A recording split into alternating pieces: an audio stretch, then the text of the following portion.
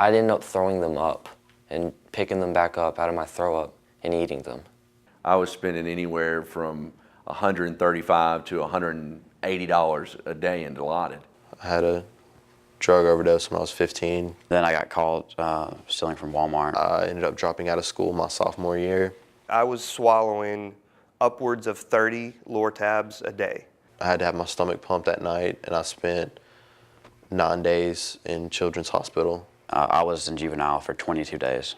I completely blacked out one day and woke up, and I was so sore internally.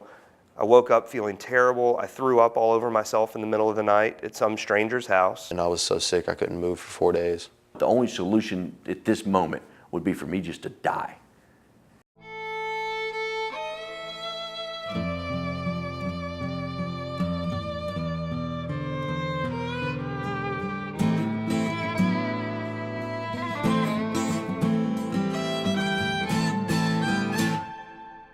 I am Mobile Police Chief James Barber. Everyone at the Mobile Police Department is committed to keeping you safe and treating you with respect. Many young people, and even some adults, find it hard to understand there are people who will harm you to get what they want. They pretend to be your friends, but they really want to steal from you, hurt you, get you involved in their crimes, or hook you on drugs. Some of the worst of these are people who try to get you to try heroin or illegal pain pills.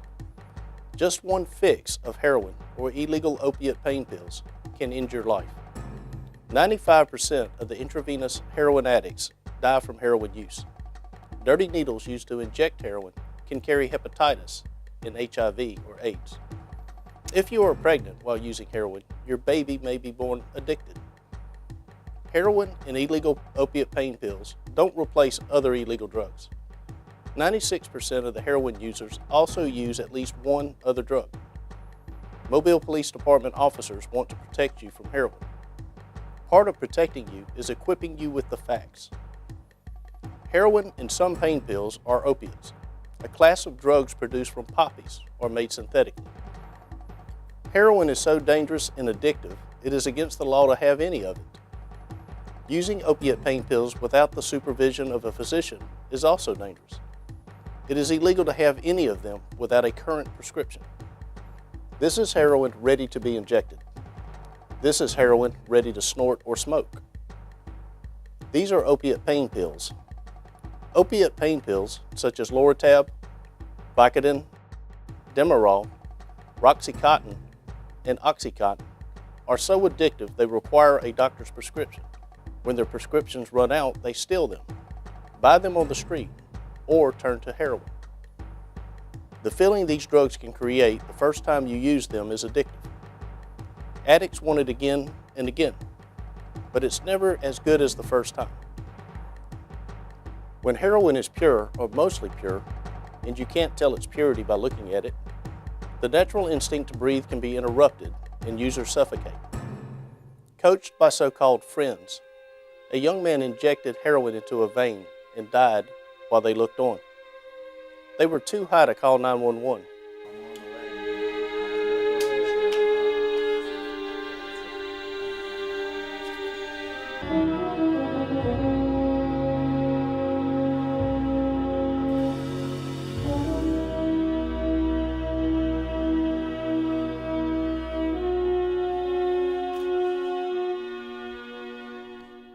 Between 2011 and 2013, only 2 years, heroin-related overdose deaths nearly doubled. It is only getting worse. The mother of a young man prescribed painkillers for kidney stones said he continued to take them after his kidney stones were gone. One morning she checked on him in his bed. He had stopped breathing. Joshua, wake up! Wake up! Oh my God. Opiate painkillers are in every Mobile neighborhood. Abuse of them leads to heroin use because heroin is cheaper. Heroin and other opiates become the first and eventually the only thing users think about. They walk away from their family and friends, live in cars or under bridges, steal from their families, commit grand larceny and prostitution. One young woman said she was with an average of 7 men a night to support her heroin use. Addicts can change from a healthy, active life to a desperate, sick addict, covered with needle tracks in a few months. These sores can lead to staph infection or gangrene, which can result in amputation. They say they are so miserable, they hope the next fix kills them. Desperate feelings, fear, panic, delusions, vomiting, and a racing heart rate are common. Addicts in withdrawal say they feel like they are dying and wish they would. Heroin and opiate pain pill addicts frequently end up in hospital emergency rooms. Some die there. Dr. Costello, an emergency physician, has treated them. And so what does that overdose do physically that causes death? The medications, typically in high doses, will decrease the stimulation of the brain to breathe. The patient will slow their breathing down to the point where they quit breathing entirely. Most of those patients then will essentially suffocate. It's like holding their breath. They don't know to breathe. I think the important takeaway is that if you're taking an opiate pain medication and it is not prescribed to you, and you're not under the supervision of a physician, or you're doing it for any other reason besides treating an acute painful condition, that it's abuse, and it's dangerous, and it's illegal. This former opiate and heroin addict now works at a drug rehabilitation center, helping others with their addiction. He told me that addicts are not ready for recovery until they hope the next fix will kill them. I started off at Lortabs, and I went from Lortabs to Roxycontin to Oxycontin, and then Oxycontin began to get a little bit harder to find. They started doing some things. They changed the way they made it. They changed the way that you had to use it or abuse it. And so I was introduced into Dilaudid. The thing about Dilaudid was you didn't snort Dilaudid, you didn't swallow Dilaudid. You absolutely had to IV inject Dilaudid if you wanted to get high. And one day when I was really sick, I called a guy and said, man, I'm sick, I need something. And that was all he had. And I literally hung up the phone and said, I'm not doing that. And through 45 minutes of severe withdrawals and circumstances, really, I was sitting beside my wife. I was on a couch beside her and did not want her to realize how sick I was. I called him back and said, I don't care. Let's take this plunge. It's whatever, make me feel better.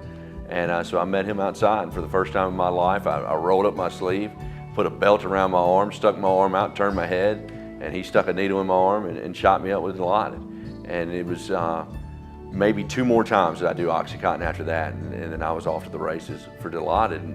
And my Dilaudid career, if you will, lasted probably about 2 years, maybe a little bit longer, maybe 2.5 years. And then it was probably the last 6 months of my IV drug use when I turned to the heroin, and it was just absolutely out of control.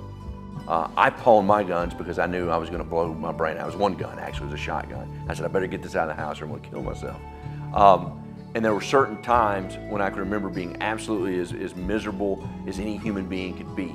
And then at the same time going through withdrawals from the addiction and driving straight to the dope man, sick as I could ever imagine, getting the dope, sticking it in my arm, and immediately having relief from the withdrawals, but having zero relief from the misery.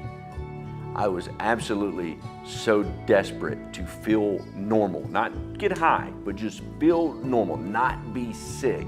And I knew that that was my easiest means to that particular solution. I was willing to trial and error until I got it right or it killed me. I remember laying in bed at night and feeling like I was training for a boxing match because I would punch this guy just trying to get the pain out of my body. I would kick my feet at the bottom of my bed trying to get the electricity out of my body. The back of your neck, or the back of my neck, was extremely hot always. I would wake up in just pools of sweat, maybe 2 to 3 times a night. If I didn't have whatever dope I needed, I would have to change shirts. This young man was also an opiate pain pill and heroin addict. Now he works with addicts in recovery. I reached the point in my using where I did not care if the next shot killed me or not. It'd be awesome if I got high. It'd also be awesome if I didn't wake up from this and have to do it all over again. Either way, I'll take it. Every time I decided what I'm gonna do is get clean, I'm just gonna stop this and get my act together, I couldn't live up to that decision for more than 4 to 5 hours at a time. It sounded like a great idea for a minute, And then reality would kick in and it was on to the next hit. So I found myself homeless. My parents basically changed the locks to their house. They sold my car, they cut off my cell phone, and they told me, you know, sorry, we love you, but we've done all we can do. I went to treatment 7 different times. They paid for all of it. They told me, if you need a peanut butter and jelly sandwich, don't knock on our door for it. I don't know where you're gonna get it, but it won't be us. We love you, but we're no longer gonna do this for you. Impossible to sleep, definitely not sleeping for days. I think the longest I ever went, literally with no more than 10 minutes of consecutive sleep, was 9 days.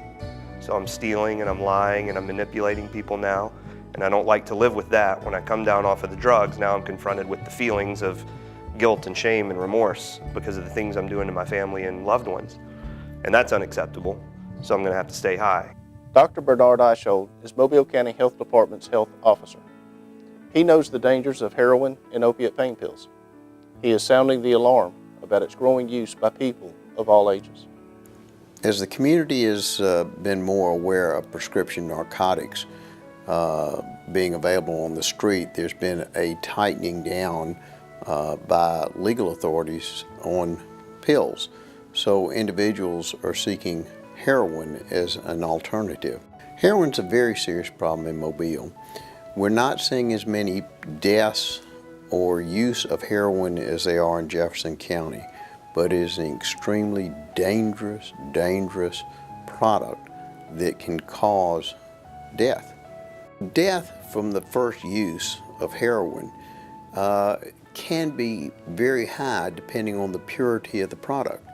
No one knows how pure the heroin is, so if you take pure heroin, the first injection, it could cause respiratory arrest and death. Heroin and other opiates are a danger to every one of us, regardless of gender, race, faith, age, where we live, go to school, or work. Law enforcement is with you. Mobile police, sheriff's deputies, district attorney personnel, and judges are working together to stop dealers. Drug dealers are receiving prison terms as long as 20 years. The Drug Education Council provides drug counseling and education for young people and adults. Call them at 251-478-7855. Call 251-208-7211 to report heroin and opiate pain pill dealers. You don't have to identify yourself. If you see someone suffering from a drug overdose, call 911. All of us at the Mobile Police Department want to make Mobile the safest city in America with respect for everyone. A wave of heroin and illegal opiate pain pills is killing Americans. Time of death is 10:10. Together, we can stop it from killing you.